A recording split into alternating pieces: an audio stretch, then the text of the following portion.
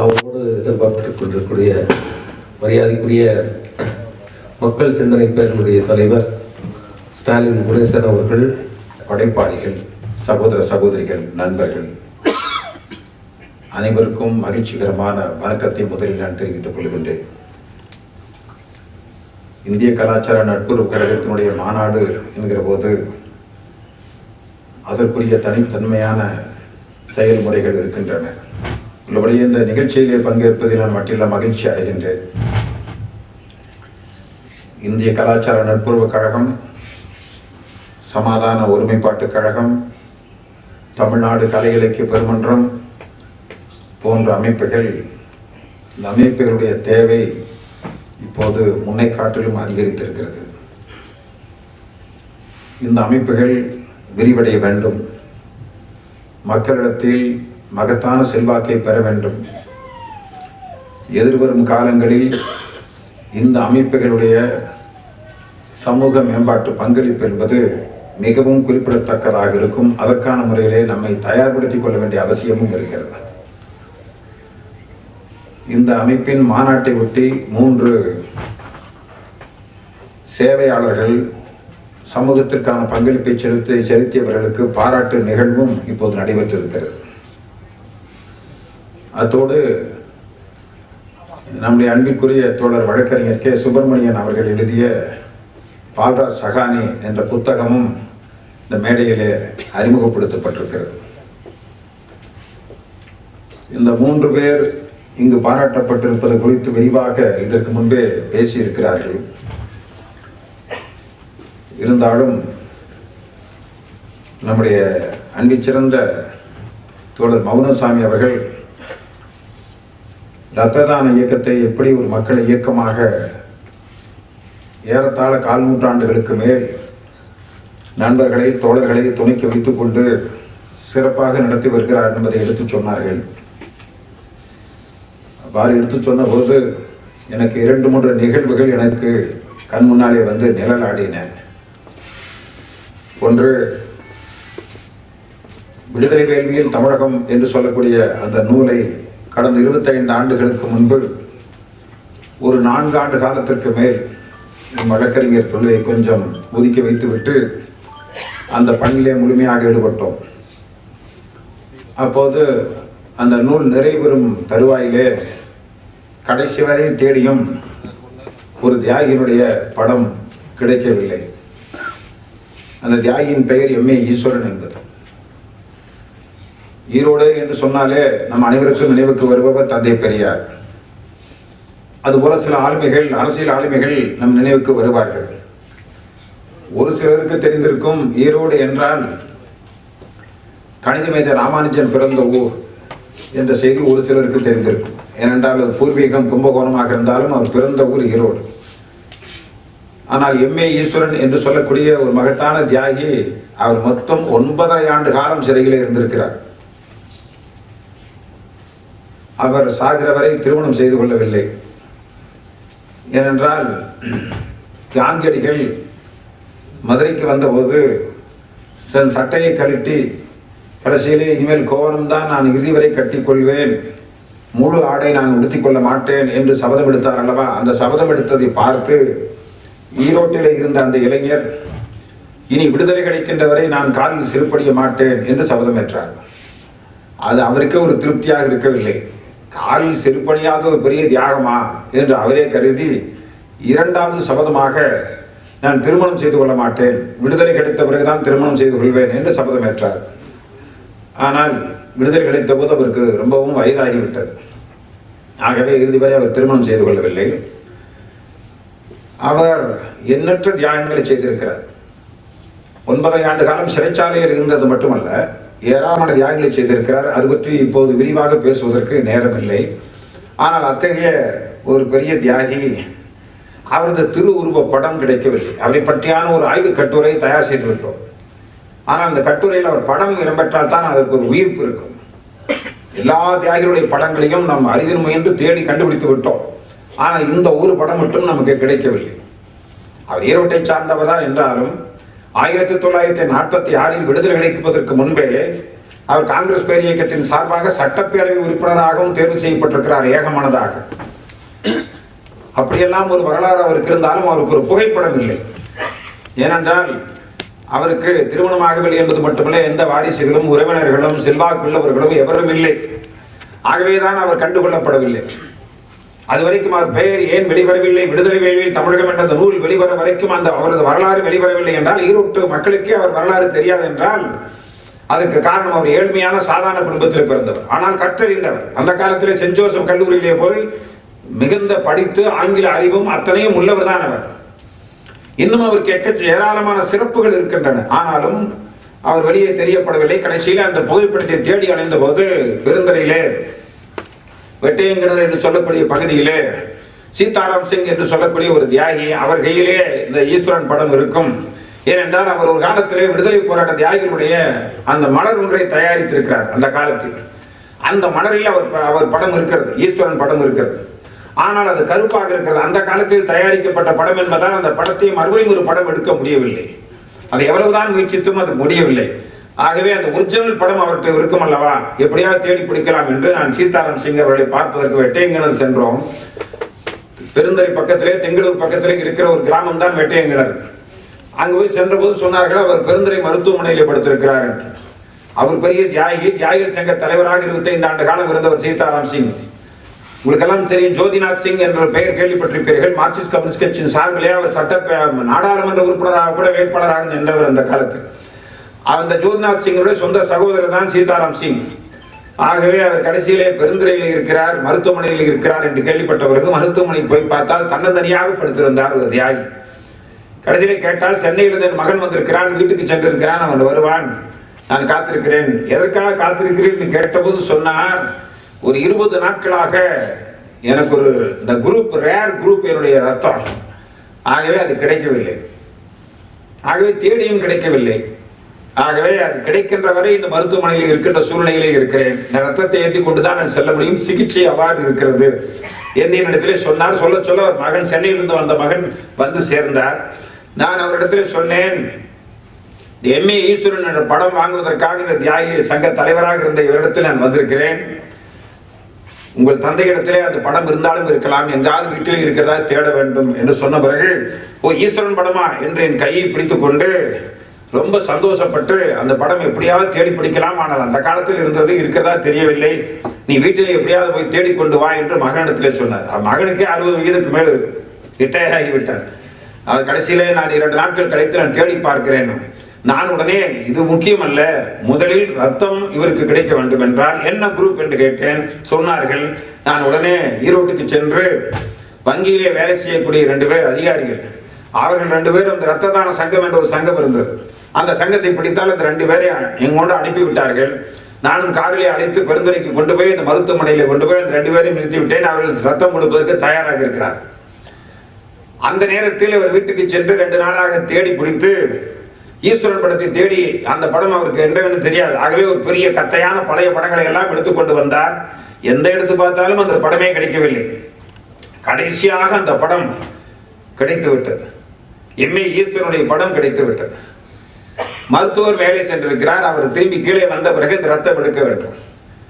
அந்த படத்தை ஒவ்வொரு படமாக எடுத்து பார்த்தால், இதுதான் ஈஸ்வரனா, இதுதான் ஈஸ்வரனா என்று கேட்டால் இல்லை இல்லை என்று கடைசியில் அந்த படம் கிடைத்து விட்டது. ஒரே ஆனந்தம் அவருக்கு, சந்தோஷம் அவருக்கு. எனக்கும் சந்தோஷம், அவருக்கும் சந்தோஷம். சீதாராம் சிங் அவர்கள் கண்ணீர் விட்டு விட்டார். கடைசியில் கையை பிடித்து, அது கண்ணீர், அந்த சூடான கண்ணீர் என் கையிலே அப்படியே ஊர்ந்து செல்வதை என்னால் இப்போது கூட உணர முடிகிறது.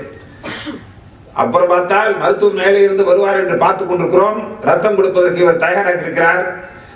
அந்த படத்தை என் கையில ஒப்படைத்து விட்டார். நான் பாக்கெட்டில் போட்டு விட்டேன். திரும்பி பார்த்தால் வாயை பிளந்து செத்து கிடக்கிறார் அந்த சீதாராம் சிங். இந்த படத்தை என் கையிலே கொடுப்பதற்காகவே உயிரை பிடித்து வைத்திருப்பாரோ என்ற சந்தேகம் எனக்கு ஏற்பட்டது. அந்த எம்ஏ ஈஸ்வரன் படம் அந்த விடுதலை வேள்வியில் தமிழகம் என்ற அந்த புத்தகத்தில் இருக்கிறது என்றால் அதற்கு காரணம் அந்த செத்து கொண்டிருந்த சீதாராம் சிங் அவர்கள் கடைசி வினாடியிலே அதை என் கையிலே ஒப்படைத்ததும், அவருக்காக கொண்டு வரப்பட்ட, ரத்தம் கொடுப்பதற்காக அழைத்து வரப்பட்டவர்கள் ரத்தம் கொடுக்காமலே நின்று கொண்டிருக்கிறார்கள். பரிதாபமாக, நான் உயிரை காப்பாற்றி இருக்கலாம், முடியாமல் போய்விட்டதே. தேசத்திற்காக ரத்தம் கொடுத்தவர்களுக்கு ரத்தம் கொடுக்க ஆள் இல்லையா அந்த பெருந்துறையில்? 20 நாட்களாக யாருக்கும் அறிமுகம் இல்லை, யாருக்கும் தொடர்பில்லை, யாருக்கும் அது மாதிரியான செய்தி தெரியவில்லை. ஆகவே இந்த சம்பவம் தான் எனக்கு நினைவுக்கு வந்தது. எத்தனை பேருடைய உயிரை காப்பாற்றுவதற்காக நம்முடைய மௌனசாமியினுடைய அந்த மௌனமான அந்த புரட்சிகரமான விஷயங்கள் இருந்திருக்கும். அது யாருக்கும் தெரியாது. அன்னோன் சோல்ஜர்ஸ் என்று சொல்வார்கள், அன்சங் சோல்ஜர்ஸ் என்று சொல்வார்கள். அதுபோல் அன்சங் ஹீரோஸ் இவர்களெல்லாம் யாருக்கு அது பயன்பட்டிருக்கும் என்று தெரியாது. குழந்தைகளுக்கு பயன்பட்டிருக்கலாம், மூத்தவர்களுக்கு பயன்பட்டிருக்கலாம், சாமானியர்களுக்கு பயன்பட்டிருக்கலாம், தொழிலாளிக்கு பயன்பட்டிருக்கலாம், யாருக்கான பயன்பட்டிருக்கலாம். அத்தகைய ஒரு சமூக சேவையை அர்ப்பணிப்போடு செய்கிற போதுதான் ஒரு ஆத்ம திருப்தி மனிதன் வாழ்ந்ததற்கான அர்த்தமாக தெரிகிறது. அத்தகைய நம்முடைய தோழர்கள் நமக்குள்ளே சில சமயங்களில் நமக்குள்ளே இருப்பவர்களை நாம் கண்டுகொள்வதில்லை. இது ஒரு விஷயம் இருக்கிறது. மௌனசாமி என்றால் நம்முடைய சகோதரர், நம்முடைய தோழர், நம்மோடு இருப்பவர், நம்மோட கிடப்பவர். ஆகவே அவருடைய மேன்மை என்பது உணரப்படுவதில்லை. உதாரணத்துக்கு சொல்ல வேண்டும் என்றால் லட்சுமண ஐயர், ஜி.எஸ். லட்சுமண ஐயர் என்று கேள்விப்பட்டிருப்பீர்கள். கோபிச்செட்டிப்பாளையத்திலே மகத்தான தியாகி, விடுதலை போராட்ட தியாகி. அவருக்கு ஈரோட்டில் பாரதி விருது கொடுத்தோம் மக்கள் சிந்தனை பேரவையின் சார்பாக.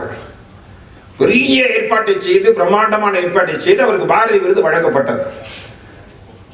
அது வித்தியாசமான நிகழ்வாக அது இருந்தது. லட்சுமண ஐயர் அவர்களுக்கு பாரதி விருது. அதற்கு பிறகு அந்த கோபிச்செட்டிப்பாளையத்திலிருந்து சில பேர் அந்த பிரமுகர்கள் எல்லாம் வந்து முன்வரிசையில் அமர்ந்திருந்தார்கள். அவர்களிடத்திலே சொன்னார்கள், கோபிச்செட்டி நம்ம ஐயர் தானே என்று நாங்கள் இருந்து விட்டோம். ஆனால் எங்களுக்கு முந்திக் கொண்டு ஈரோட்டுக்கு அழைத்து வந்து இவ்வளவு பெரிய நிகழ்ச்சியை நடத்திவிட்டீர்கள். நாங்கள் உடனே திரும்பி சென்று ஒரு குழுவை அமைத்து எப்படியாவது எங்கள் மண்ணின் மைந்தராக இருக்கிற தியாகி ஜி.எஸ். லட்சுமண ஐயர் அவர்களுக்கு மகத்தான ஒரு நிகழ்ச்சியை, விழாவை நடத்த போகிறோம் என்று சொன்னார்.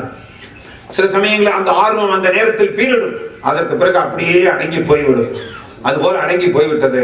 கொஞ்ச நாள் கழித்தல சில வருடங்கள் கழித்து லட்சுமண ஐயர் அவர்கள் மறைந்தார்கள். மறைந்த போது வேணுமானால் பிரம்மாண்டமான கூட்டம் நடந்ததே தவிர அந்த மறுபடியும் அந்த நிகழ்ச்சி நடக்கவில்லை. ஏன்னா நம்மோடு உழவக்கூடியவர்கள் சாமானியர்களுக்கு, சாதாரணமாக இருப்பவர்களுக்கு நாம் மதித்தோ அல்லது அவரை பொருட்டாக நினைத்தோ பாராட்டப்படுவதில்லை. ஆனால் இங்க நடக்கக்கூடிய இந்த நிகழ்வு, நம்முடைய தோழர் ஒருவர் மகத்தான காரியத்தை செய்திருக்கிறார் என்றால் அது மற்றவர்களுக்கு முன்னுதாரணமாக திகழ்ந்து ஏதாவது ஒரு துறையில் மற்றவர்களும் சேவையில் இறங்க வேண்டும் என்று தூண்டுவதற்கான முறையிலே இது அமைகிறது. அதற்கான முறையிலே பாராட்டலாம். முதலில் இவரை பாராட்ட வேண்டும், மௌனசாமி அவர்களை பாராட்ட வேண்டும். அதே சமயத்திலே அவருக்கு ஒத்தாசையாக இருந்து ஒத்துழைத்த அந்த தோழர்கள், நண்பர்கள் இருப்பார்களே, இவர்கள் சொன்னால் நம்பி ரத்தம் கொடுப்பதற்காக வருகிறார்கள். நான் இந்த இடத்திலே சொல்ல விரும்புகிறேன், ஈரோட்டை சேர்ந்த டாக்டர் எஸ். சுகுமார் என்று சொல்லக்கூடிய ஒரு மருத்துவர் 200 முறை ரத்தம் கொடுத்திருக்கிறார். 2 முறை 3 முறை அல்ல, 200 முறை ரத்தம் கொடுத்திருக்கிறார். டாக்டர், அதுக்கு மேல நீங்க ரத்தம் கொடுக்கவில்லையா என்று நான் கேட்டேன். அவரு இன்னும் 100 வயது ஆகவில்லை, அவரு 70 வயது கூட இருக்காரு. டாக்டர், இதுக்கு மேல நீங்க ரத்தம் கொடுக்கவில்லையா, 200 நிறுத்தி விட்டீர்களா என்று கேட்டபோது, இனிமேல் இந்த பக்கமே வந்து விடக்கூடாது, உனக்கு வயதாகிவிட்டது, இனிமேல் உனக்கு ரத்தம் கொடுக்க தகுதி இல்லை என்று டாக்டர் சொல்லிவிட்டார். இனிமேல் நான் போக முடியாது என்று வருத்தத்தோடு குறிப்பிட்டார். 200 முறை ஒருவர் டாக்டர் சுகுமார் ராகவேந்திரா மருத்துவமனை ஈரோடு அவர் எழுதியிருக்கிறார் என்றால், இது போன்ற ஒரு நல்ல விஷயங்கள் நடைமுறையிலே நாம் என்னதான் புரட்சி பேசினாலும் எல்லாம் மாறிவிடும். சமுதாய பொருளாதார மாற்றம் ஏற்படுகிற போது, புரட்சி ஏற்படுகிற போது, புரட்டி போட்டு விடுகிற போது அத்தனையும் சரியாகிவிடும், எல்லாம் சரியாகிவிடும். இப்போது இந்த நேரத்தில் இருக்கிற அவசரத்துக்கு என்ன உதவி? ஆகவே இந்த விஷயத்தையும் சேர்த்து நான் பார்க்கிற அந்த மனப்பான்மை. ஆகவே தான் இந்த 3 பேர் இந்த பாராட்டப்படுகிற போது நான் உள்ளபடியே மற்றற்ற மகிழ்ச்சி அடைந்தேன். அதே போன்ற நம்முடைய வி.பி. குணசேகரன் அவர்கள் குறிப்பிட்டது போல, நான்சி கோமகன் அவர்கள் கடந்த 2 ஆண்டு காலமாக ஈரோடு புத்தக திருவிழாவிலே ஒரு புதிய யுத்தியை பின்பற்றினோம்.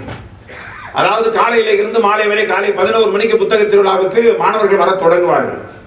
சாரியாக வருவார்கள். ஒரு 5000 பேர் 10,000 பேர் வருவார்கள். அந்த கல்லூரிகளிலும் பள்ளிகளிலும் அழைத்து வருவார்கள் ஈரோடு புத்தக திருவிழாவுக்கு. ஆகஸ்ட் மாதத்திலே 12 நாட்கள் நடக்கக்கூடிய திருவிழாவுக்கு.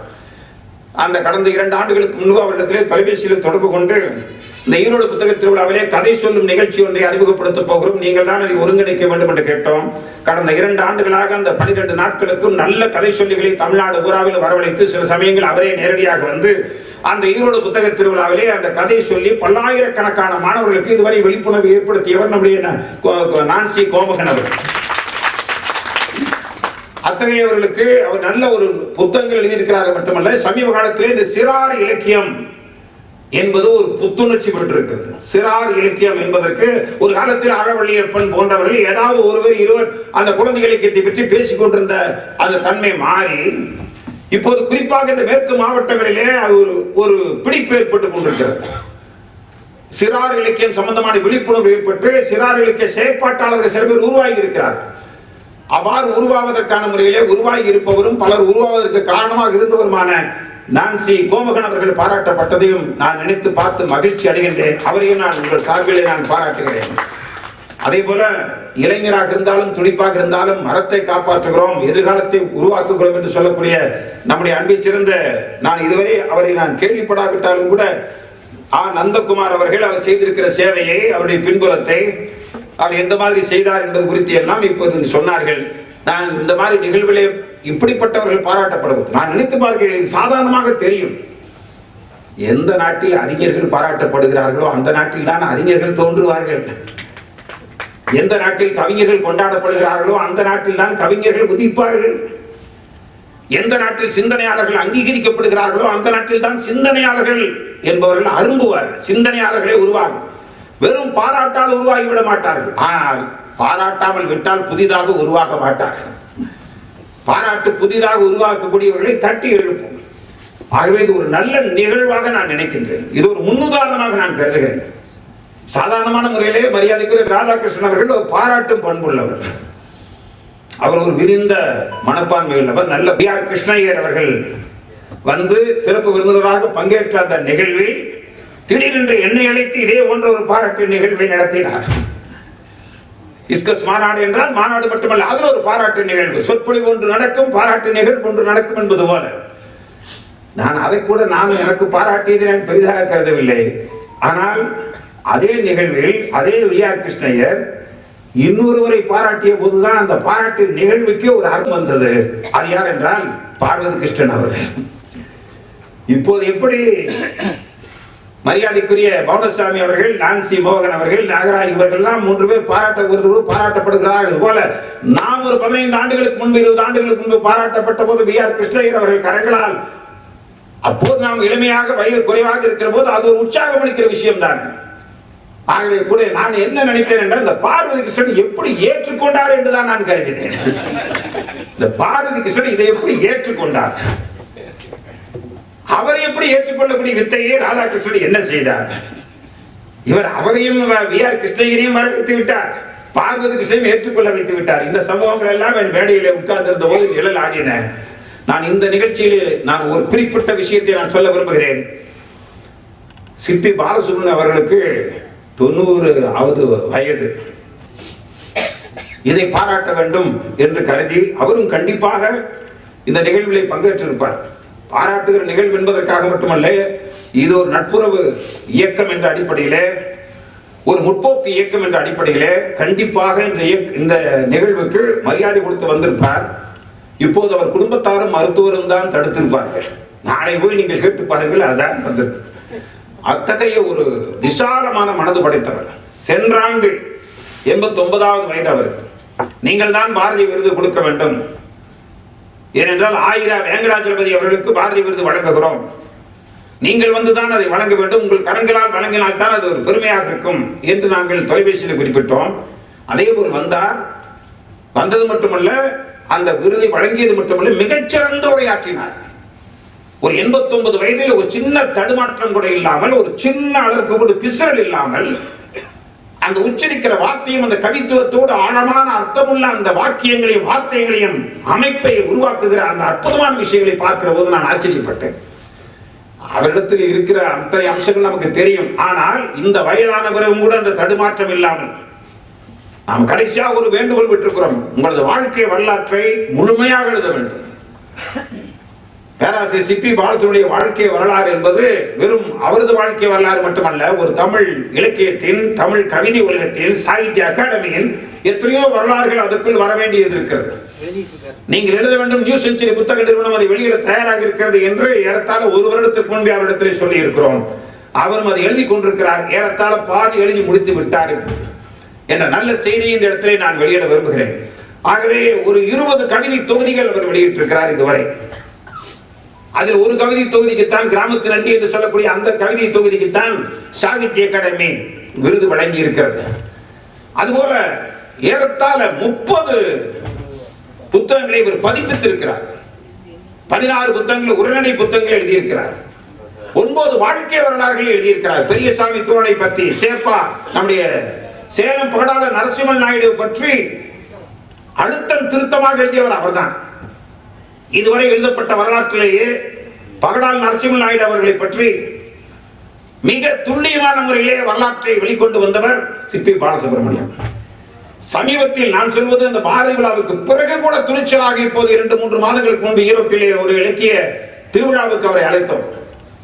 அவர் வந்தபோது அவர் ஆற்றிய உரை அடுத்த நாள் எல்லா செய்தித்தாள்களிலும் முதல் பக்கத்திலே போட்டார்கள். என்ன சொன்னார் என்றால், பெரியசாமி தூரனும் இங்கே சேலம் பகடால் நரசிம்மன் நாயுடு கோயம்புத்தூரை சேர்ந்தவர், ஆனால் சொந்த ஊர் சேலம். ஆகவேதான் சேப்பா நரசிம்மன் நாயுடு இந்த 2 பேரும் இன்னும் முறையாக, ஒழுங்காக, சரியாக, முழுமையாக அங்கீகரிக்கப்படவில்லை. அவர்கள் பெயரில், பெரியசாமி தூரன் பெயரில் ஒரு பல்கலைக்கழகம் உருவாக்கப்பட வேண்டும். அதே மாதிரி சேப்பா நரசிம்மன் நாயுடு பற்றி விளக்கமான விரிவான ஈரோட்டு மக்கள் எல்லாம் திகைத்து நிற்கத்தக்க அளவிலே இந்திய தேசிய காங்கிரஸ் 1885 முதல் மாநாட்டில் அவர் எப்படி பங்கேற்றார், கோயம்புத்தூர் தொழில் வளர்ச்சி எப்படி அவரால் ஏற்பட்டது என்பதை பற்றி எல்லாம் மிக விளக்கமாக ஈரோட்டிலே உரை நிகழ்த்தினார். அப்படி வாழ்க்கை வரலாறு 9 வாழ்க்கை வரலாறுகளை எழுதி வெளியிட்டவர். எத்தகைய ஒரு மா மனிதருக்கு, மகத்தான கவிஞருக்கு, மிகச்சிறந்த படைப்பாளிக்கு இங்கு ஒரு பாராட்டு நிகழ்வு நடத்தப்படுவது மற்றற்ற மகிழ்ச்சியுடைய விஷயமாகும். அதே போல இன்று இந்த இஸ்கப் என்று இப்போது நாம் அழைக்கிறோம். நாம் இஸ்கஸிலே இருந்து நாம் அதையே பழகிவிட்டோம். அந்த நட்புறவு கழகம் இப்போது இருக்கக்கூடிய இந்த அமைப்பு இப்ப காஸ்ட்ரோவுடைய நூற்றாண்டை கொண்டாடுவது சால பொருத்தமானது. ஏனென்றால் சோவியத் யூனியன் அந்த வீழ்ச்சிக்கு பிறகு உலகத்துக்கு ஒரு நம்பிக்கை அளித்தவர் பிடல் காஸ்ட்ரோ தான். உலகத்துக்கே ஒரு நம்பிக்கை உருவாக்கியவர். அப்போது விவாதம் நடந்தது. நான் இந்த இடத்திலே அமரந்தா அவர்களை பற்றி குறிப்பிட்டார்களே, நான் கண்டிப்பாக குறிப்பிட வேண்டும். ஏனென்றால் 1992 முதல்ல 2002ஆம் ஆண்டு ஒரு புத்தகம் வெளிவந்திருக்கிறது. அப்படி என்றால் எத்தனை ஆண்டுகள் ஆயிற்று என்று பாருங்கள். அந்த 2002ஆம் ஆண்டு நிகாரகுவாவில் இருக்கக்கூடிய ஒரு புரட்சியாளர், தாமஸ் முகாவே என்று சொல்லக்கூடிய அந்த புரட்சியாளர், அவரும் காஸ்ட்ரோ மாதிரி மகத்தான புரட்சியாளர், நேரடியாக சென்று காஸ்ட்ரோவை ஒரு நேர்காணல் நடத்துகிறார். நேருக்கு நேர். இந்த நேர்காணல் நீண்ட நேர்காணல், ஒரே நாளில் ஒரே இடத்தில் நடைபெற்ற நேர்காணல் அல்ல. அந்த நேர்காணல் ஒரு ஆங்கிலத்திலே புத்தகமாக வந்திருக்கிறது. அந்த ஆங்கிலத்திலே வெளிவந்த புத்தகம் வந்து அதற்கு பிறகு ஒரு 10 ஆண்டுகள் கழித்து அமரந்தா அதை ஆங்கிலத்திலிருந்து தமிழில் மொழிபெயர்த்து இருக்கிறது. அந்த புத்தகத்தை நாம் அவசியம் வாசிக்க வேண்டும். இந்த நேரத்தில் நேரத்துக்கு தகுந்த மாதிரி, சூழ்நிலைக்கு தகுந்த மாதிரி சொல்லிக் கொள்ளலாம். என்னவென்றால், நம்ம யாரும் முக்கியம் இல்லை, நம்ம அமைப்பு தான் முக்கியம், நபரே தேவையில்லை. இதெல்லாம் நான் பல இடங்களில் கேட்கிறோம், தெரிகிறது. ஆனால் அது நடைமுறை பார்க்கிற போது அப்படி தெரியவில்லை. அமைப்பு முக்கியம், கூட்டு முடிவு அதை விட முக்கியம். கூட்டு முடிவு எடுக்கக்கூடிய ஒரு 20 பேர் இருந்தார்கள் என்றால் ஒவ்வொருவருக்கும் தனித்துவம் என்பது முக்கியம். தனித்த முறையிலே சுயமாக சிந்திப்பவர்களாக 20 பேர் இருந்து அந்த 20 பேர் தனித்த கருத்துக்களை ஒரு இடத்துல சொல்லி அந்த 20 கருத்துக்களும் கொட்டி அப்படியே சேர்க்கப்பட்டு அதற்கு பிறகு அதிலிருந்து ஒரு கடைந்தெடுக்கப்பட்ட ஒரு முடிவு எடுக்கப்படும் என்றால் அது சரியான முடிவு. அதுதான் அமைப்பு ரீதியான முடிவு. எப்படிப்பட்ட முடிவாக இருக்க வேண்டும்? அந்த அமைப்பிலே 20 பேர் இருக்க வேண்டும். அந்த 20 பேரும் சுய சிந்தனை உள்ளவர்களாக இருக்க வேண்டும். சுயமாக சிந்திப்பவர்களாக, சுயமாக கருத்து சொல்லக்கூடியவர்களாக, நெஞ்சாக உண்மையாக சொல்லக்கூடியவர்களாக இருக்கு. அப்ப அந்த 20 கருத்துக்கள் கொட்டி கலக்கப்பட வேண்டும். அதிலிருந்து ஒரு புதிய கருத்து உருவாகும் என்பதெல்லாம் உண்மைதான்,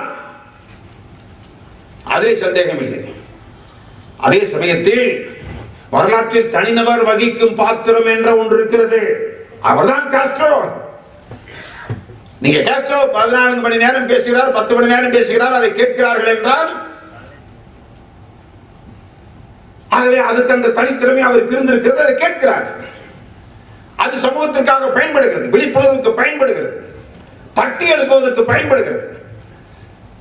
ஆகவே நாம் இந்த இடத்துல நான் பார்க்கிற போது ஒரு புதிய சமூகத்தை உருவாக்கி ஒரு அவநம்பிக்கை வருகிற போதெல்லாம் அவர் தட்டி எழுப்பி, அதாவது தத்துவம் சாராத தன்மை என்ற ஒன்று, அந்த இடத்துல நான் இந்த புத்தகத்தை பொறுத்தவரை நான் சொல்வது ஒரே ஒரு சாப்டர், ஒரு அத்தியாயம் தான் மிக முக்கியமானது. காஸ்ட்ரோவுடைய அந்த நேர்காணலில் இருக்கிற அந்த 2002 வெளிவந்த அந்த புதுமலர் பதிப்பகம் என்று சொல்லக்கூடிய கோயம்புத்தூரை சேர்ந்த பதிப்பகம் வெளியிட்டதுதான், கணக்குறிஞ்சி வெளியிட்ட புத்தகம் தான். அந்த புத்தகத்தில் புத்தகங்களும் வாசிப்பும் என்ற ஒரு சாப்டர் இருக்கிறது, ஒரு அத்தியாயம் இருக்கிறது. அந்த ஒரே ஒரு அத்தியாயத்தை முழுமையாக வாசித்தால், வரி தவறாமல் வாசித்தால் போதும், காஸ்ட்ரோ அவர்களை பற்றியான வேறொரு தன்மை நமக்கு கிடைக்கிறது, வேறொரு புரிதல் நமக்கு கிடைக்கிறது. நான் பார்த்தவரை அப்படிப்பட்ட ஒரு புத்தகம் வாசிக்கிற ஒரு மகத்தான தலைவர். அதாவது வாசிக்கிறதுனா வாசிப்பதற்கென்றே பிறந்தவர் மாதிரி. ஷேக்ஸ்பியரை வாசித்திருக்கிறார். சில பேர் என்னென்றால் பிளாக் திங்கர்ஸ் என்பது மாதிரி, எனக்கு பிடித்தமான, எனக்கு அறிமுகமான, எனக்கு சொல்லப்பட்ட, என் கையிலே கொடுக்கப்பட்ட, எனக்கு தெரிந்த, அது மட்டுமல்ல, அவர் யார் யாரை படித்திருக்கிறார், எத்தனை படித்திருக்கிறார். 1953 இருந்து 55 வரை 2 ஆண்டு காலம் முழுமையாக சிறையிலே இருந்திருக்கிறார். 58 தான் அந்த புரட்சி வெற்றி பெறுகிறது. 55 அந்த 2 ஆண்டு காலம், 53 இருந்து 55 வரை 2 ஆண்டு காலம் முழுக்க அவர் எப்படி வாசித்திருக்கிறார், எத்தனை புத்தகங்கள் வாசித்தார் என்று நினைத்து பார்த்தால், அந்த ஒரே ஒரு அத்தியாயம் ஒரு 10-20 பக்கங்கள் தான் இருக்கும். எந்தெந்த மாதிரியான புத்தகங்களை வாசித்திருக்கிறார். சரி, புத்தகங்கள் வாசிப்பது சிறைச்சாலையில் அவளை எளிதா? இல்லை. அங்கே கொசுவலை கொடுத்திருக்கிறார்கள். கொசுவலைக்கு வெளியிலே அந்த சிம்னி விளக்கு வைக்கப்பட வேண்டும். அந்த சிம்னி விளக்கு அந்த கொசுவலையிலே இடையிலே இருக்கிற நூல் இருக்கிறது அல்லவா, அதிலே கொஞ்சம் ஆங்காங்கு தடை ஏற்படும். உள்ளே கொசுவலைக்கு உள்ளே உட்கார்ந்து வாசிக்க வேண்டும். ஒரு நாளைக்கு நான் ஒரு 14 மணி நேரம் 16 மணி நேரம் தொடர்ந்து இடைவிடாமல் நான் வாசித்திருக்கிறேன். ஒரு நாளைக்கு 2 ஆண்டுகள் முழுக்க என்று அவர் சொல்லியிருக்கிறார். 2 ஆண்டுகள் முழுக்க ஒரு நாளைக்கு 8 மணி நேரம் தான் வேலை செய்ய முடியும், 8 மணி நேரம் தூங்க முடியும் என்ற கோரிக்கை வைக்கக்கூடியவர்கள். ஆனால் 16 மணி நேரம் தொடர்ந்து நான் வாசித்திருக்கிறேன் 2 ஆண்டு காலம் முழுக்க. இந்த 2 ஆண்டு காலத்தை நான் வாசிக்கிற, படிக்கிற காலமாக, கற்றுக்கொள்கிற காலமாக. எதை கற்றுக்கொண்டிருக்கிறார்? வெறும் தத்துவத்தை மட்டுமா? உலக இலக்கியங்களை கற்றுக்கொண்டிருக்கிறார். இலக்கியங்கள், கவிதைகள், எந்தெந்த நாட்டிலே தோன்றிய இலக்கியங்கள் எல்லாம் வாசித்திருக்கிறார். விவசாயம் சம்பந்தப்பட்ட புத்தகங்களை குவியலாக படித்தேன் என்று சொல்லியிருக்கிறார். குவியலாக விவசாயம் சம்பந்தப்பட்ட புத்தகங்களை. அப்படியான முறையிலே மக்களை நேசிக்கின்றவர்கள், மக்களிலிருந்து கற்றுக்கொள்ளக்கூடியவர்கள், அதே சமயத்தில் புத்தகங்களை வாசித்து அறிவை விரிவு செய்து கொள்ள வேண்டும் என்று சிந்திக்கக்கூடியவர்கள். ஆகவேதான் அவரால் அத்தகைய ஒரு மாபெரும் தலைவராக, மகத்தான சிந்தனையாளராக நமக்கு இந்திய நாட்டின் கூட எல்லோரும், ஏன் நம்முடைய கலைஞர் கருணாநிதி அவர்கள் கூட கருத்து, மற்ற விஷயங்கள், அரசியல், அதெல்லாம் ஒரு பக்கம் இருந்தாலும் எனக்கு பிடித்தமான தலைவர் பிடல் காஸ்ட்ரோ தான் என்று சொல்லத்தக்க அளவில் எல்லோருக்குமான ஒரு பிடித்தமான தலைவராக எப்படி ஒரு ஆள் உருவாக முடியும்? ஏனென்றால் அவர் ஒரு போராளி என்பது ஒன்று, இரண்டாவது அவர் சத்தியத்தை பேசுகிறார் என்பது 2. அழகாக பேசுகிறார் என்பதல்ல, சத்தியத்தை, உண்மையை, மனிதத்தை பேசுகிறார் என்பது. ஆகவே உலகத்தின் தலைவர்களிலே தலை சிறந்த சொற்பொழிவாளர்களிலே முதல் வரிசையை இருப்பவர் பிடல் காஸ்ட்ரோ தானே. அதை யாரும் 2 கருத்துக்கு இடமில்லையே. ஆகவே அத்தகைய அது மட்டுமே பெரிய சாதனை அல்ல. இப்போ அவருடைய விபி குலசேகரன் அவர்கள் சொன்னது மாதிரி, அந்த ஊருடைய, அந்த பகுதியினுடைய, அந்த நாட்டுடைய கலாச்சாரம் அது திடீரென்று ஒரு மாற்றிவிட முடியாது. ஒரு மனிதன் மாற்றி விடுவதல்ல. ஒரு மனிதன் மேலும் பக்குவப்படுத்தாமே தவிர தலைகளாக உடனே மாற்றிவிட முடியாது. அந்த மக்களுக்கே அந்த கலாச்சாரம் இருந்திருக்கிறது. இயற்கை ரத்தத்திலே அந்த கலாச்சாரம் இருந்திருக்கிறது. அந்த கலாச்சாரத்தை கொஞ்சம் கொஞ்சமாக மேம்படுத்துகிற பணியை இவர் சிறப்பாக செய்திருக்கிறார். ஏன்னா ஒரு இடத்துல இந்த மல்யுத்த வீரன் ஒருவன், கியூபா நாட்டு மல்யுத்த வீரன் தொடர்ந்து 3 முறை ஒலிம்பிக்ல தங்க பதக்கம் பெறுகிறான். இந்த வருஷம் அவன் தான் ஃபர்ஸ்ட், அடுத்த வருஷம் அவன் தான் ஃபர்ஸ்ட், அடுத்த தடவை ஒலிம்பிக்ல அவன் தான். அப்போது அவன் இடத்துல பேட்டி காண்கிறார்கள் உலகத்தின் பெரிய பெரிய பத்திரிகை நிருபர். ஏன்னா 3 தடவை ஜெயிச்சிட்டானா, அது ஃபர்ஸ்ட் வாங்கி தங்க பதக்கம் வாங்கிட்டானா ஒலிம்பிக்ல. ஒரே நாட்டை சேர்ந்தவன், ஒரே ஆள். எப்பேற்பட்ட பாராட்டு அவனுக்கு நட்சத்திர அந்தஸ்து கிடைத்திருக்கும். அவன்கிட்ட கேட்டபோது அவன்கிட்ட ஒரு கேள்வி கேட்டார். இந்த அமெரிக்காவில் வேறு பல நாடுகளில் இந்த மாதிரி குத்துச்சண்டை நிறைய இடத்துல நடக்குது. அங்கெல்லாம் போய் நீ கலந்துக்கிட்டீங்கன்னா கோடிக்கணக்கான ரூபாய் பணம் கிடைக்குது. தோல்வி அடைஞ்சா கூட பணம், ஆகவே வெற்றி அடைஞ்சா அதோட பயங்கரமான பணம். பணம்னா கணக்கு இல்லாத பணம். அந்த மாதிரி உலகத்தில் பல நாடுகள் நடக்குது, குத்துச்சண்டை நடக்குது. அதுக்கெல்லாம் ஏன் போகவில்லை என்று ஒரு கேள்வி கேட்கிறான். அதுக்கு அவன் சொன்ன பதில் ரொம்ப முக்கியமான பதில். என்ன சொன்னா, அதெல்லாம் போகக்கூடாதுங்கிற சத்தியமெல்லாம் ஒன்றும் கிடையாதுங்க. நான் ஒன்றும் விரதம் எடுக்கல. அந்த மாதிரி எல்லாம் எந்த உலகத்தில் வேற எங்கேயும் போய் கலந்து கொள்ளக்கூடாது, ஒலிம்பிக்ல மட்டும்தான் கலந்துக்கணுங்கிற அப்படின்னு நான் நினைக்கல. ஆனா அந்த மாதிரி பணம் கொடுக்குறாங்கிறக்காக போய் கலந்துக்கிற வெளிநாடுகள்ல வேற நாடுகள் நடக்கிற போட்டியில கலந்துக்கிறவங்க, அப்படி கலந்துக்கிறவங்க ஒலிம்பிக்ல கலந்து கொள்ள முடியாதுன்னு ஒரு விதி இருக்கு. அப்ப நான் ஒருவேளை அந்த மாதிரி போய் நான் இருக்க அமெரிக்காவில் நடக்கிற போய் குச்சதை போய் கலந்துருந்தா கோடிக்கணக்கான ரூபாய் கிடைச்சிருக்குமே தவிர ஒலிம்பிக்ல போய் பார்ட்டிசிபேட் பண்ணக்கூடிய அந்த வாய்ப்பு எனக்கு கிடைச்சிருக்காது அப்படின்னு சொல்றான். அது கிடைக்காட்டி என்னப்பா, உனக்கு எக்கச்சக்கமான பணம் வருது, பல கோடிக்கணக்கான ரூபாய் பணம் வருது என்று சொன்ன போது அவன் சொன்னது, எவ்வளவு கோடி ரூபாய் பணம் வந்தாலும் எனக்கு முக்கியம் இல்லை. ஒலிம்பிக்கில் நான் பங்கேற்க விரும்புவது 2 காரணம். நான் ஒரு கியூபன். ஆகவே ஒலிம்பிக்கில் வெற்றி பெற்றவர் ஒரு கியூபன் வெற்றி பெற்றான் என்று கியூபா என்ற நாட்டின் பெயர் உச்சரிக்கப்படும் அல்லவா. என் நாட்டின் பெயர் என்னால் உச்சரிக்கப்படுகிறது என்றால் அதை விட எனக்கு என்ன மகிழ்ச்சி இருக்கிறது. இரண்டாவது அவன் சொன்ன காரணம் இதை விட முக்கியமானது. பணம் என்பது முக்கியம் அல்ல. ஒரு நாட்டின், அதாவது இன்னொன்னு சொன்னா, அதாவது என் நாட்டு மக்கள் சொன்னால், அதாவது உங்க நாட்டு பொருளாதாரமே உயருமே, நிறைய பணம் ஒரு பல கோடி கணக்கு, அது மக்களுக்கே செலவிடலாமே என்று சொன்ன பிறகு எங்கள் கியூபா நாட்டு மக்கள் சொல்லட்டும், நீ ஒலிம்பிக்கில் கலந்து கொள்ளாவிட்டாலும் பரவாயில்லை, உன்னால் வரக்கூடிய பணத்துக்கு இந்த நாட்டின் நன்மைக்காக பயன்படும் என்றால் நாட்டு மக்கள் சொல்லட்டும், நான் கலந்து கொள்கிறேன் என்றான். பூச்செண்டு வாங்கி கொடுத்து புன்முறுவலுடன் அனுப்பினார்கள் நிருபர்கள் என்று தாப்பாண்டியன் எழுதியிருக்கிறார் இந்த புத்தகத்தில். இதே போன்று 43 நாடுகளுக்கு மருத்துவ குழுவை அனுப்பி தென்னாப்பிரிக்க நாடுகள், இன்னும் ஆப்பிரிக்க நாடுகளிலே மருத்துவம் இருக்கக்கூடிய எவ்வளவு சொற்பமான சம்பளத்தை வாங்கி கொண்டு, இந்த பண்பாடு இருக்கிறது. இந்த பண்பாடு, மருத்துவம் என்றால் கோடிக்கணக்காக சம்பாதிக்க வேண்டும், குத்துச்சண்டை என்றால் விளையாட்டு என்றால் சம்பாதிக்க வேண்டும், எல்லாமே சம்பாதிக்க வேண்டும் என்பதிலே போய் முடிகிற அந்த கலாச்சாரம் இல்லாமல், இல்ல மனித நேயம், பண்பாடு, சந்தோஷம், மகிழ்ச்சி, விளையாட்டு என்றால் எல்லோரும் அந்த நாட்டுப்பற்று, சமூக உணர்ச்சி. ஆகவே இந்த பிடல் காஸ்ட்ரோ ஏற்கனவே மக்களிடத்தில் இருக்கிற அந்த பண்பாடு, இன்னொன்று காஸ்ட்ரோ அந்த பண்பாட்டை அடுத்த கட்டத்துக்கு எடுத்து சென்ற மாபெரும் ஆளுமையாக காஸ்ட்ரோ அவர்கள் விளங்குகிறார். ராதாகிருஷ்ணன் அவர்கள் இடத்திலே தனிப்பட்ட முறையில் சொன்னார்கள், மேடைகள் சொன்னார்கள்.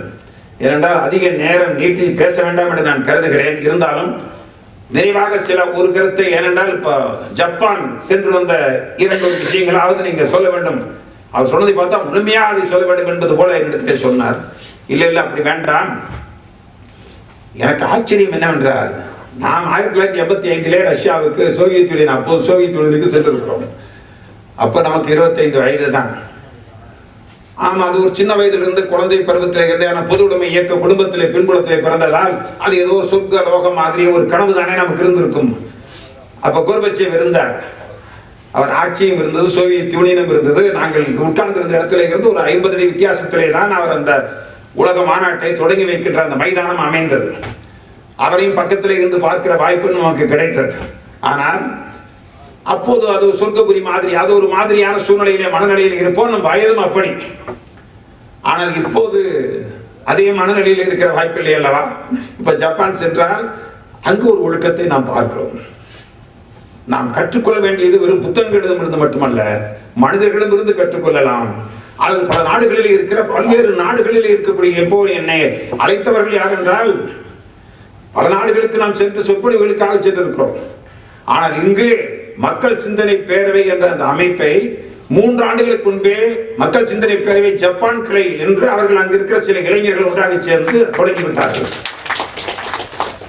சிங்கப்பூருக்கு நாம் 5 முறை சென்றிருக்கிறோம், வேறு பல நாடுகளுக்கு பல முறை சென்றிருக்கிறோம். ஆனால் நான் ஜப்பானுக்கு சென்றதே கிடையாது. இன்னொன்று, நாம் செல்லாவின் ஆஸ்திரேலியாவுக்கு நான் சென்றதில்லை. ஆனால் அங்கு நண்பர்கள் நிறைய பேர் எனக்கு இருக்கிறார்கள். இங்கு ஜப்பானில் யாராவது நண்பர்கள் இருந்தார்கள் என்று கேட்டால் அதுவும் இல்லை.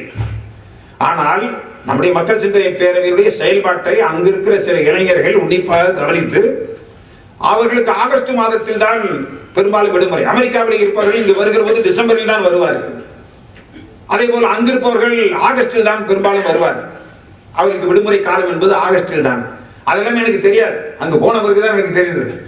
அவர்கள் இங்கு வந்தவர்கள் என்ன செய்திருக்கிறார்கள், அந்த கும்பகோணத்தில் இருந்தவர்கள், கன்னியாகுமரியில் இருந்தவர்கள், புதுக்கோட்டையில் இருந்தவர்கள், மன்னார்குடியில் இருந்தவர்கள், இவங்கெல்லாம் ஈரோடு புத்தக திருவிழாவுக்கு ஒரு 10 ஆண்டுகளாக தொடர்ந்து ஆகஸ்ட் மாதங்களிலே வந்திருக்கிறார்கள்.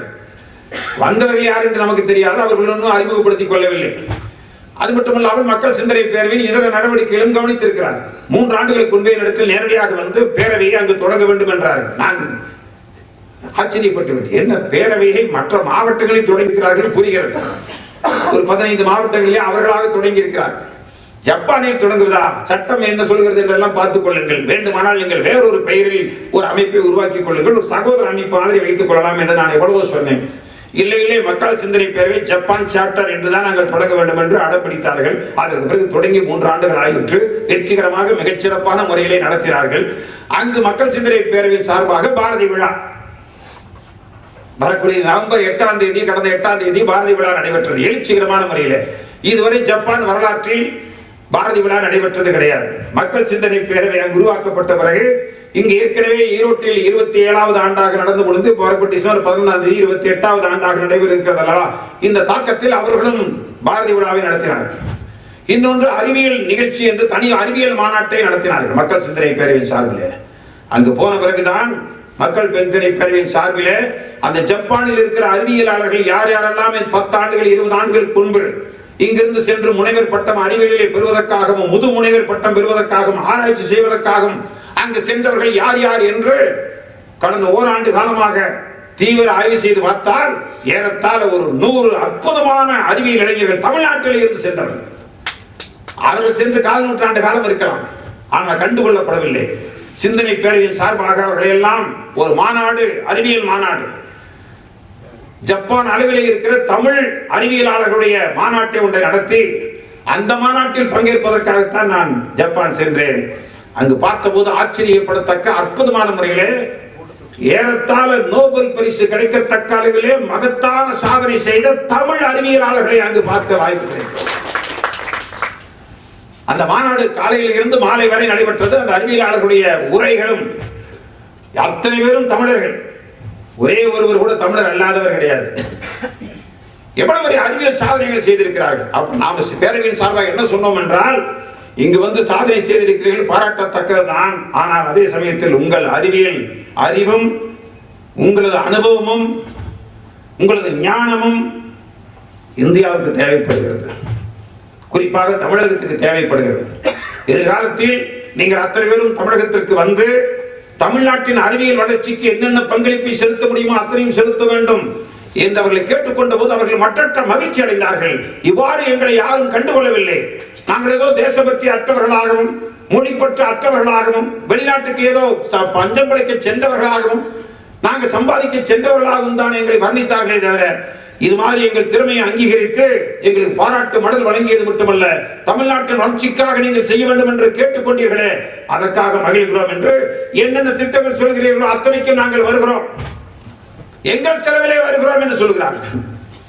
மக்கள் சிந்தனை பேரவையும் ஜப்பானில் இருக்கிற இந்த அறிஞர்களுக்கும் தமிழ்நாட்டுக்கும் இடையிலே ஒரு பாலமாக மக்கள் சிந்தனை பேரவை செயல்படுவதற்காகத்தான் நாம் இப்போது சென்றோம். கடந்த சென்ற ஆண்டே நாம் என்ன செய்தோம் என்றால், ஜப்பான் மொழியை கற்றுக் கொடுக்கிறார்கள் அல்லவா, இங்கே தமிழ்நாட்டிலே கற்றுக் கொடுக்கிற ஆசிரியர்கள் அத்தனை பேரையும் வரவேற்று சென்ற புத்தக திருவிழாவிலே மேடையில் அவர்களுக்கு பாராட்டு மடல் வழங்கிறோம். தமிழ்நாட்டு இளைஞர்களுக்கு ஜப்பான் மொழியை கற்றுத்தரக்கூடிய ஆசிரியர் பெருமக்களுக்கு பாராட்டு மடல் சென்ற ஆண்டு வழங்கினோம். ஆகவே ஏன் இதை குறிப்பிடுகின்றேன் என்றால், அந்த விஷயத்திற்காகத்தான் அங்கு சென்றோமே தவிர மற்ற நாடுகளுக்கு செல்வது சொற்பொழிவுக்காக, ஆனால் இங்கு செல்வது மக்கள் சிந்தனை பேரவையின் அறிவியல் மாநாட்டிற்காக நாம் சென்றோம். சென்ற இடத்திலே பார்த்தபோதுதான் சாதாரண சின்ன விஷயம், ஒரு பெண், நாம் சொல்றோம் அல்லவா, நைட்டு 12 மணிக்கு எத்தனையோ விஷயம் நாம் சொல்லியிருக்கோம். காந்தி நகை போட்டுட்டு 12 மணிக்கு எப்போ போறாங்களோ அப்பதான் இந்த நாடு விடுதலை அடைந்ததாக அர்த்தம், பெண் விடுதலை அடைந்ததாக அர்த்தம் என்றெல்லாம் சொல்லுகிறோம் அல்லவா. அங்கு சாதாரணமாகவே சொல்கிறார்களே, ஒரு சாதனையாகவே அவர்கள் சொல்லவில்லையே. அவங்க இரவு 12 மணி ஆனாலும் 1 மணி ஆனாலும் ஒரு தன்னந்தனியாக ஒரு பெண்மணியும் நானும் இந்த ஒரு 7-8 நாட்கள் நான் மாநாட்டில் பேசுவதெல்லாம் ஒரு பக்கம் இருக்கட்டும். இது அந்த நாடு என்ன மாதிரி செயல்படுகிறது என்பதை நாம் பார்க்க வேண்டும் என்பதற்காக ஆய்வு செய்து பார்த்தால் யாருக்கும் எந்த பயமும் இருட்டிலும் இல்லை, எதிலும் இல்லை. ஒரு இயல்பான ஒழுங்கு அங்கு இருப்பதை நாம் பார்க்கிறோம். இயல்பான ஒழுங்கு. ஏதோ தண்டனைக்காக பயந்து மட்டும் அந்த ஒழுங்கு இருப்பதாக நான் கருதவில்லை. வேறு பல நாடுகளுக்கு சென்றிருக்கிறோம், சிங்கப்பூருக்கு சென்றிருக்கிறோம். அங்கும் இது போன்ற உண்டு. இரவு 12 மணிக்கு பெண்கள் எல்லாம் சிரித்துக் கொண்டும் சாதாரணமான முறையில் எந்த ஆண் துணையும் இல்லாமல் நடந்து போவதை நாம் பார்த்திருக்கிறோம். ஆனால் அங்கெல்லாம் பயங்கரமான தண்டனை. தண்டனைக்கு பயப்பட வேண்டும். இங்கு தண்டனை அல்ல, அவர்கள் கலாச்சாரமே அப்படி இருக்கிறது. ஒரு சாதாரண கலாச்சாரம் நாம் பார்க்கிறோம், அப்படி இருக்கிறது. அங்கெல்லாம் அதை பார்க்கிறோம். அதே போல இந்த ஆண்டு நோபல் பரிசு பெற்ற குவைத்தோ என்று சொல்லக்கூடிய அந்த அங்கிருந்த ஒரு புல்லட் ட்ரெயின்ல போகணும், ஒரு 600 கிலோமீட்டர் தூரம். அங்க போய் அந்த பல்கலைக்கழகத்துக்கு சென்று அதை பார்த்துட்டு அந்த ஆண்டு யாரு ஜப்பான் நாட்டில் நோபல் பரிசு பெற்ற வர டிசம்பர் 10ஆம் தேதி தான் போய் நோபல் பரிசு ஸ்வீடன் நாட்டில் போய் பெற போறார். கையில இன்னும் பரிசே பெறவில்லை. அவரை போய் சந்திக்க வேண்டும் என்று விரும்பி அவரிடத்தில் அப்பாயின்மெண்ட் கேட்டு அவரை போய் ஒரு பல்கலைக்கழகத்தில் ஆய்வுக்கூடத்திலே சந்தித்தோம். சந்தித்து பேசினால் அவரிடத்தில் கேட்டால் ஒரே ஒரு செய்தி தான் இங்கு பதிவு செய்ய விரும்புகிறேன். இந்த ஜப்பான்ல இத்தனை பேர் நோபல் பரிசு பெற்றிருக்கிறீர்களே, இப்ப இந்தியா நோபல் பரிசு பெறுவதென்றால் இப்ப ஜப்பான்ல எத்தனை கோடி மக்கள் இருப்பாங்க? ஒரு நம்ம மாதிரி 100 கோடி 50 கோடி 20 கோடி இல்ல, அவங்க 10 கோடி 15 கோடிக்கு மேல ஆள் இல்ல. ஆனா எங்க பார்த்தாலும் எரிமலை. அந்த ஊர்ல எத்தனை நோபல் பரிசு இதுவரைக்கும் பெற்றிருக்காங்க என்று பார்த்தால் ஏராளமான நோபல் பரிசு பெற்றிருக்காங்க அந்த ஊர்ல சயின்ஸுக்கு. அப்புறம் அடுத்த கேள்விதான் முக்கியம். இந்த நோபல் பரிசு பெற்றவங்க எல்லாம் ஆங்கில வழியில் கற்றார்களா? ஏன்னா ஆங்கிலமே அங்க 10 ஆண்டுகளாக தான் அங்க புழக்கத்தில் இருக்கு. ஏன்னா அவங்க 50 வருஷமா நோபல் பரிசு வாங்கிட்டு இருக்காங்க. எப்படி என்று கேள்வி கேட்ட போது தான் தெரிந்தது, அதுல ஒரு ஆள் 2 ஆளுக்கு தான் இங்கிலீஷே பேச தெரியும். நோபல் பரிசு பெற்றவர்கள் ஆங்கிலத்திலே அவர்கள் கற்கவே இல்லை, தாய்மொழி ஜப்பான் மொழியிலே கற்றிருக்கிறார். ஆச்சரியமாக இருக்கு. அப்ப என்ன சொல்றாங்கன்னா, இப்ப சிங்கப்பூர் இதை விட அட்வான்ஸா இருக்கு சயின்ஸ் எல்லாம், ஆனா இங்கிலீஷ் பிரமாதமா இருக்காங்க. அந்த மாதிரி நாடுகள் எல்லாம் பெற முடியாமல் ஜப்பான் போன்ற நாட்டில் அந்த நோபல் பரிசு பெற்றிருக்காங்கன்னா அந்த ஒரிஜினல் சிந்தனை என்பது தாய்மொழியில் தான் இருக்கிறது. நாங்க ஒரிஜினல் திங்கர்களாக இருக்கிறோம். அதுக்கப்புறம் நாங்க கண்டுபிடிச்சதை நீங்க இங்கிலீஷ்ல மொழிபெயர்த்துங்க, உங்களை கொண்டு போய் சேர்த்துங்க, எங்கோ பண்ணீங்க. அப்ப நோபல் பரிசு பெற்ற கடைசியில் இந்த நோபல் பரிசு பெற்ற இடத்துல போய் நான் பேசின போது சொன்னாரு, ஏங்க இந்த உங்களுக்கு நோபல் பரிசு பெற்றுட்டீங்க, தாய்மொழியில சிந்திச்சது இதெல்லாம் பெரிய காரணம்னு சொல்றாங்களே அப்படின்னா அது ஒரு காரணம் தான். ஆனா அவருக்கு இங்கிலீஷ் தெரியுது, அது ஒரு காரணம் தான். ஆனா அது முக்கியமான காரணம் இல்லை. 2 காரணம் இருக்குது. நான் வெறும் சயின்ஸை மட்டும் ஜப்பானியர்கள் படிக்கிறது இல்லை, ஹிஸ்டரி அண்ட் பிலாசபியை சின்ன வயசுலேருந்து படிக்கிறோம். ஆகவே சயின்ஸை படிக்கிற போது ஹிஸ்டரி அண்ட் பிலாசபி, அது என்ன படிச்சாலும் சரி ஹிஸ்டரி அண்ட் பிலாசபி இந்த 2ம் சேர்ந்து நாங்க படிக்கிற போது, நாங்க ஆய்வு செய்கிற போது இந்த 2 சேர்ந்து அதை கலக்கிற போதுதான் அது ஒரிஜினல் புதிய சிந்தனை கிடைக்கிறதுன்னு சொல்றாங்க. இது எவ்வளவு பெரிய விஷயம் பாருங்க. ஒன்று தாய்மொழி, இன்னொன்று வரலாறு. எது வேண்டாம் நம்ம இங்க சொன்னோமோ வரலாறே தேவையில்லை. வரலாறுங்கிறது கடைசி ஸ்டேஜ். எவனும் எந்த வேலையும் கிடைக்க வேண்டியதில்லை, ஒண்ணும் இல்லை, டிகிரி மட்டும் வேணும்னா ஹிஸ்டரி படிச்சுக்கோ என்று ஹிஸ்டரியை கொச்சப்படுத்தணும் அல்லவா, கீழ்மைப்படுத்தணும். அவன் சொல்றான் ஹிஸ்டரி அண்ட் பிலாசபி. சொன்னது யாருன்னா நோபல் பரிசு பெற்ற ஆளு. நாமளே நேரடியாக கேட்ட கேள்விக்கு சொன்ன பதில் ஹிஸ்டரி அண்ட் பிலாசபி. நாங்க சின்ன வயசுலயே படிக்கிறோம். ஜப்பான்ல கண்டிப்பா ஹிஸ்டரி அண்ட் பிலாசபியில எல்லாமே இன்ட்ரெஸ்ட் இருக்குவோம். ஆகவே அது எங்களுக்கு ரத்தத்திலேயே ஊர்ன விஷயம், ஹிஸ்டரி அண்ட் பிலாசபி. ஆகவே அந்த கண்ணோட்டத்தில் அறிவியலை பார்த்ததால் நாங்கள் வெற்றி பெற்றோம் என்று அவர் குறிப்பிட்டார். ஆகவே இது போன்ற நிறைய சம்பவங்களை நாம் இந்த இடத்திலே குறிப்பிடலாம். குறிப்பிடுவதற்கு நேரம் இல்லை, சூழ்நிலையும் இல்லை. இருந்தாலும் இந்த அருமையான மாநாட்டில் அது ஒரு நட்புறவு என்று வருகிற போது ஒரு பொதுவான நேதாஜி சுபாஷ் சந்திர போஸுடைய சிலை அங்கிருந்தது. ஒரு 60-65 கிலோமீட்டர் தூரத்திலே போய் அதையும் போய் பார்த்தோம். அதுக்கு தனி வரலாறு, இப்படி நிறைய வரலாறுகள் அங்கு இருப்பதை நாம் பார்க்கிறோம். அதையெல்லாம் தனித்த முறையிலே பேசினால் பேசலாமே தவிர இந்த மாதிரி மாநாடுகளிலே அது சுட்டி காட்டலாம். ஏனென்றால் இப்போதான் சென்று வந்திருக்கிறோம் என்பதால் தோழர் ராதா அவர்கள் ஏதாவது சொல்ல வேண்டும் என்று சொன்னதால் எனக்கு இந்த நோபல் பரிசு பெற்ற அந்த விஞ்ஞானி சொன்ன அந்த வரி ஒன்றை சொன்னார். ஆங்கிலத்தில் ஒரு வரி சொன்னார், யூஸ்ஃபுல்னஸ் ஆஃப் தி யூஸ்லெஸ்னஸ் என்று சொன்னார். யூஸ்ஃபுல்னஸ் ஆஃப் தி யூஸ்லெஸ்னஸ் தான் நாங்கள் கண்டுபிடிக்கிற முக்கியமான விஷயம் என்று சொன்னார். இது ஏதாவது திடீரென்று புரிந்து கொள்ள முடிகிறதா? யூஸ்ஃபுல்னஸ் ஆஃப் தி யூஸ்லெஸ்னஸ், ஒண்ணுக்கும் ஆகாது என்று இருக்கிற விஷயத்தை அனைத்தும் ஆகும் என்று கண்டுபிடிக்கிற விஷயம் தான் நாங்கள் கண்டுபிடிக்கிறது என்று சொன்னார். ஆகவே அது இன்னொரு சந்தோஷம் என்னன்னா, வெளியில வரப்போ என்னை கூட்டி போனவர் ஒரு விஞ்ஞானி, தமிழ்நாட்டு விஞ்ஞானி. அவர் அந்த மாநாட்டில் மக்கள் சிந்தனை பேரவையின் மாநாட்டில் கலந்துக்கிட்டவர். அவர் ஒரு பெரிய விஞ்ஞானி, மிகப்பெரிய விஞ்ஞானி. அவர் பேர் கணேஷ் பாண்டியன். அவரு வெளியே வர்றோம், அவர் போட்டோ வந்துச்சு அந்த யூனிவர்சிட்டியில் முன்னாடியே. அவர் போட்டோ அப்படியே போயிட்டே இருக்கு, அந்த ஒரு இது போயிட்டே இருக்கு, அடுத்தடுத்து போட்டோ வரும் இல்லைங்களா, அந்த மாதிரி வந்துச்சு. நான் நிறுத்தி, என்னங்க உங்க போட்டோ வந்துருக்கீங்க? அது ஒரு வேற விஷயங்க. அதாவது உலகத்தையே புரட்டி போடக்கூடிய நல்ல முக்கியமான விஷயம், உலகத்தை புரட்டி போடக்கூடிய கண்டுபிடிப்புகளை எதிர்காலத்தில் சில பேர் செய்ய போகிறார்கள். அந்த யூனிவர்சிட்டி தேர்ந்தெடுத்திருக்கிறாங்க. உலகத்தை புரட்டி போடக்கூடிய கண்டுபிடிப்புகளை செய்கிற திறமையும் தகுதியும் உள்ள சில பேர் யாருன்னு இனம் காட்டுறாங்க. அந்த யூனிவர்சிட்டிக்கு முன்னாடியே அந்த போட்டோ, அந்த போட்டோல என்னை கூட்டிட்டு போனாரு, அவர் வராரு. எனக்கு அது வரைக்கும் புரியல. ஏன்னா மக்கள் சிந்தனை பேரை கூட்டத்தில் வந்து அவர் மேடையில் பேசினாரு, அதெல்லாம் கேட்ட சயின்டிஸ்டா பேசினாரு. வெளிப்படையா சொன்னா எதிர்கால நோபல் பரிசு அவருக்கே கிடைத்தாலும் ஆச்சரியம் இல்லை. ஏன்னா ஒரு பெரிய ஆய்வுக்கூடம், அந்த ஆய்வுக்கூடத்துடைய தலைமை அலுவலகம், அந்த அலுவலகத்துல இவர் தான் டாப். அவ்வளவு பெரிய ஆய்வுக்கூடம், அது வரைக்கும் எனக்கு தெரியாது. அவர் தான் அங்கிருந்து கூட்டு வர்றாரு, ட்ரெயின்ல வர்றோம், எல்லாம் வர்றோம், அவர்கிட்ட தான் பேசிட்டு இருக்கிறான். ஆனா அங்க போன பிறகு அந்த லேபுக்குள்ள போன பிறகுதான் அவர் தான் பெரிய ஆளு. அவர் தான் எங்களுக்கு இந்த நோபல் பரிசு பெற்ற அவர்கிட்ட அப்பாயின்மெண்ட் வாங்கி கொடுத்து கூட்டு போய் அறிமுகப்படுத்தினார். இன்னும் முக்கியமான செய்தி என்னன்னாங்க, அங்க எப்பேற்பட்ட ஆளு, இன்ஃபோசிஸ் அத்தி இது நீங்க சொல்றோம்ல, அதோட சிஇஓ இருப்பாங்கல்ல, எவ்வளவு பெரிய ஆள் அவங்க எல்லாம். இருக்கிறதே பெரிய கம்பெனி எதுவோ, அந்த பெரிய கம்பெனியின் பெரிய போஸ்ட் என்னவோ, அந்த ஆளுக்கெல்லாம் அங்க ஜப்பான்ல ஒரு கையில் ஒரு பைய வச்சுக்கிட்டு எல்லோரும் பப்ளிக் டிரான்ஸ்போர்ட் தான் போகிறார்கள். பப்ளிக் டிரான்ஸ்போர்ட் எங்க பார்த்தாலும் ட்ரெயின்ல தான் போறோம். யாரானா சிஇஓ. சிஇஓனா சாதாரண சிஇஓ நினைச்சாதீங்க. ஒரு மிகப்பெரிய கம்பெனியில் டாப் மேன் யாருன்னா அவன் ட்ரெயின்ல சாதாரணமா தான் போறான். அவன் டாப் மேன் அவனு நினைக்கிறது, அந்த சீட்ல போய் உட்கார்றப்ப தான் டாப் மேனே தவிர மற்ற பப்ளிக்கோட பப்ளிக்கா தான் இருக்கு. அங்க இருக்கிற கலாச்சாரம் அது. எல்லாம் சைக்கிள்ல போறான். நான் சொன்ன இந்த சயின்டிஸ்ட் சைக்கிள்ல போறாரு. சைக்கிள்னா அபிஷியலா போய் சைக்கிளை கொண்டு வச்சுட்டு இதுக்கு போறாருங்க வேலைக்கு, ப்ரொஃபசர் அவரு. ஆனா சைக்கிள் தான் போறாரு. Cycle, bus, tram, electric train எல்லாமே பப்ளிக் டிரான்ஸ்போர்ட். இதுலதான் எல்லாருமே போறாங்க.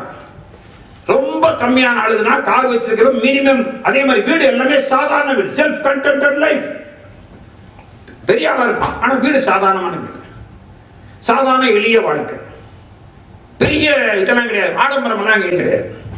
நான் பார்த்த வரைக்கும் இதை ரொம்ப நுட்பமா பார்த்தேன். ஏன்னா இதெல்லாம் நமக்கு பிடித்தமான விஷயம். பெரிய வீடு கட்டி இருக்கிறார் இல்லவே இல்லை, ரொம்ப கம்மி. சரி ஆசைப்படுவாங்களா? இல்லை, இதுதான் கல்ச்சர், நாங்கள் இப்படி தான் இருப்போம், ஒன்றும் பிரச்சனை இல்லை, பணம் இருந்தால் கூட அப்படி தான் இருப்போம் என்பது மாதிரியான விஷயங்கள்லாம் எங்களுக்கு ரொம்ப நல்ல விஷயமா இருந்தது. ஒரு பாசிட்டிவான பல விஷயங்கள், அப்போ நெகட்டிவான விஷயங்கள் என்னென்ன அப்படிங்கிறதெல்லாம் நம்ம ஆய்வு செஞ்சோம். அது முதலாளித்துவ சமூகத்துக்கு உரிய விஷயங்கள் என்னென்ன இருக்குமோ அதையும் நம்ம ஆய்வு செய்தோம். ஆகவே இது ஒரு நல்ல வாய்ப்பாக அமைந்தது என்பதை சொல்லி, ஏன்னா இதை பற்றி பேசுவதற்காக நான் வரவில்லை. நான் பேசியது டிஸ்கஷன் மாநாடு. ராதா அவர்கள் அவருக்கே உரிய தற்குறவு பாணியில் அந்த விரிந்த உள்ளத்தோட நீங்க இதை பேசுங்க என்று சொன்னதுனால, இதுவும் நாம் எளிய முறையிலே வாழ்வதற்கு, எளிய வாழ்க்கையை இனிய வாழ்க்கை, எளிய வாழ்க்கை, பேராசை பெருநஷ்டம்னால அதைத்தான் அவன் சுருக்கமா எளிய வாழ்க்கையே இனிய வாழ்க்கை. ஆகவே சந்தோஷமா இருக்கு. அதே மாதிரி எங்கேயும் பாதுகாப்பட்ட தன்மையோ பதட்டமோ பிரச்சனையோ வில்லங்கமோ பார்க்கல. அதே சமயத்தில் ஹிரோஷிமாவை போய் நேரடியா ஒரு நாள் முழுக்க இருந்து பார்த்த போது அந்த சம்பவத்தை சொல்ல ஆரம்பிச்சோம்னா நேரம் ஆயிருக்கிறதுக்காக தான் அந்த ஹிரோஷிமா சம்பவத்தை எல்லாம் நான் சொல்லவில்லை. ஆனால் ஒரு நாள் முழுக்க அந்த ஹிரோஷிமாவில இருந்து அந்த அந்த எத்தனையோ படிச்சிருக்கிறோம். ஹிரோஷிமா நாகசாகி பத்தி இது வரைக்கும் எத்தனையோ கூட்டங்கள்ல வேற பேசியிருக்கோம். பேசுறதுக்கு ஆய்வு பண்ணி படிச்சிருக்கோம், புள்ளி விவரமா பேசியிருக்கோம். ஆனா என்ன பேசினாலும் அந்த இடத்துல நேரடியா போய் அந்த அழிந்துபட்ட அந்த இடத்துல போய் உட்கார்ந்து ஒரு நாள் முழுக்க தியானம் மாதிரி வாயே திறக்காம காதையும் இதயத்தை மட்டும் திறந்து நான் ஒரு நாள் முழுக்க இருந்துட்டு வந்த பிறகுதான் நான் கடைசியில் எழுத சொன்னாங்க. என் கூட வந்தது என் பொண்ணு. அப்பா நீங்க தமிழ்லயே எழுதுங்கப்பா. நான் எழுதுறதுக்கு பேராக எடுத்துட்டு ஒரு நிமிஷம் அந்த நோட்ல எழுதும், குறிப்பு நோட்ல எல்லாம் பார்த்துட்டு வெளியே வந்த பிறகு எல்லாருமே கண்ணீரும் கம்பளையுமா தான் வரலாம். இப்பேர் நாளா இருப்பான் கோட் சொல்லிட்டு போட்டு உள்ள வெளியே வர்றப்போ கண்ணீரும் கம்பளையுமா தான் வரான். வந்து எழுத தடுமா இருக்கு, கையை நடக்குது. இல்ல எழுதுங்கப்பா. நான் எழுதின வரி, கெட்ட போரிடும் உலகினை வேருடன் சாய்ப்போம், புதியதோ உலகம் செய்வோம். இந்த 2 வரி தான். புதியதோ ஒரு உலகம் செய்வோம், கெட்ட போரிடும் உலகினை வேருடன் சாய்ப்போம் என்ற பாரதிதாசன் வரி எனக்கு நினைவுக்கு வருகிறது. போரற்ற உலகம் படைப்போம் அப்படி மட்டும்தான் தமிழ் எழுதினேன் என்பதை சொல்லி நான் இதோடு நிறைவு செய்கின்றேன். நன்றி, வணக்கம்.